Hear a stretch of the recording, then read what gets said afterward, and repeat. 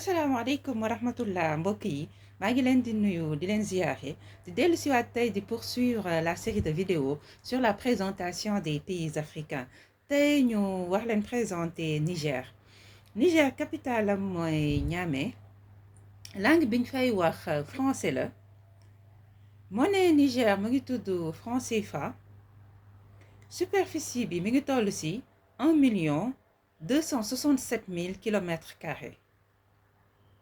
Nombre d'habitants bi mu ngi toll ci 28 502 202. Couleur drapeau bu Niger orange la am, blanc ak vert. am na aussi benn point bu orange ci digg bi. voilà loolu lañ andi woon tey présenté leen ko muy Niger ñu joxante rendez-vous ci beneen vidéo ak beneen présentation au pays. Assalaamu aleykum wa rahmatullah.